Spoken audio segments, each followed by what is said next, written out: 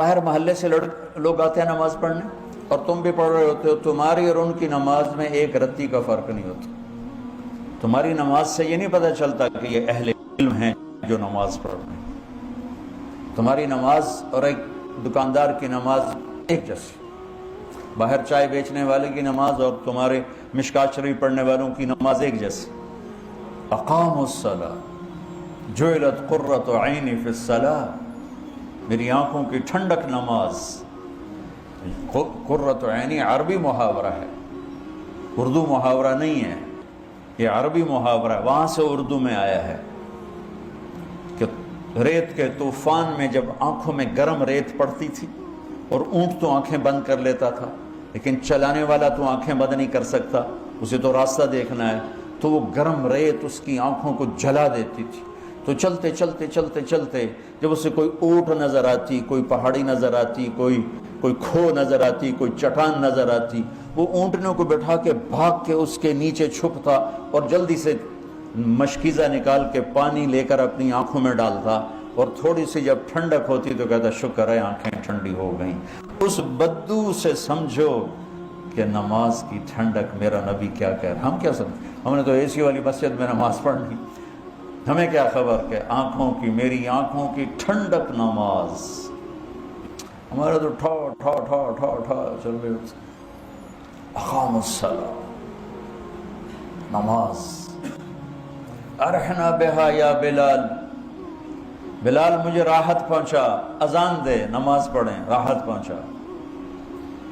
مولانا سعید خان صاحب رحمۃ اللہ علیہ سے کئی دفعہ سنا کہ مولانا الیاس صاحب رحمۃ اللہ علیہ کے ساتھ سفر میں چل چل چل، میوات پہاڑی علاقہ ہے، ہماری ٹانگوں میں سلاخیں پڑ جاتی ہیں اور ہم تھک کے چور ہو جاتے، اور جب ہم مسجد پہنچتے تو جاتے ہی گر کے سو جاتے، اور مولانا الیاس صاحب وضو کر کے نماز میں کھڑے ہو جاتے اور فرماتے تم سو کے آرام لیتے ہو، میں نماز پڑھ کے آرام لیتا ہوں۔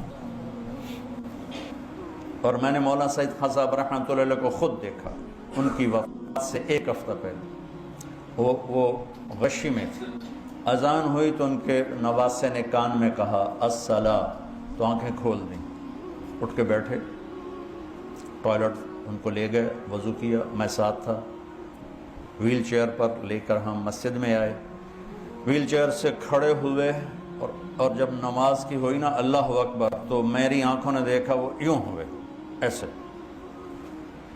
اور اللہ اکبر، 4 رکعت عصر ساری پڑھی، اور اس سلام پھرتے ہی پھر یوں ہو گئے، اور جب آ کے لٹایا پھر بے ہوش ہو گیا۔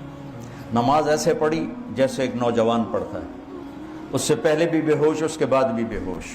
جعلت قرۃ عینی فی الصلاۃ، یہ نماز بنانی پڑتی ہے، پڑھنے سے نماز نہیں بنتی، بنانے سے نماز بنتی ہے۔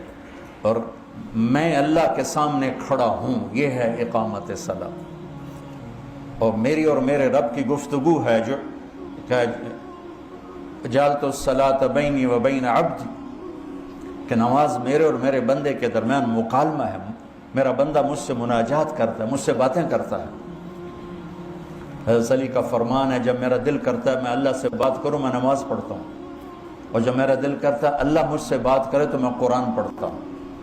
تو شکر ہے ہم نمازی ہیں، یہ بھی بہت بڑی دولت ہے، لیکن اللہ علم والوں میں کیا دیکھنا چاہتا ہے اور امت میں کیا دیکھنا چاہتا ہے کہ نماز ان کی آنکھوں کی ٹھنڈک اور دل کا سکون، سکھ اور چین بن جائے، نماز پڑھ کے ہلکے پھلکے ہو جائیں۔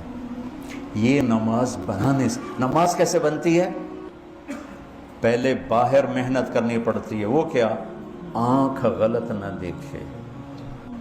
نماز بنانی ہے تو اس پر پردہ، اس پر پہرا بٹھاؤ، اور کانوں پہ پہرا بٹھاؤ، اور زبان پہ پہرا بٹھاؤ۔ زبان غلط نہ بولے کہ غلط بول دماغ کو منتشر کر دیتا ہے، آنکھ غلط نہ دیکھے، غلط نظر دماغ کو منتشر کر دیتی ہے، کان غلط نہ سنیں، غلط بول دماغ کو منتشر کر دیتے ہیں۔ جب تینوں چیزیں آزاد ہوں گی اور اللہ اکبر کہے گا، جسم یہاں ہوگا اور روح پتہ نہیں کتنے دھکے کھاندی ہوگی، اور جب ان تینوں پر پہرا بٹھا دے گا تو جب اللہ اکبر کہے گا تو جسم بھی ہوگا، روح بھی ہوگی۔ اقام الصلاۃ، وَأَنفَقُوا مِمَّا رَزَقْنَاهُمْ سِرًّا وَعَلَانِيَةً، اور جو کھل کے خرچ کرتے ہیں، چھپ کے خرچ کرتے ہیں جو ہم نے انہیں دیا ہے۔ معافی کے ساتھ مولوی سخی نہیں ہوتے،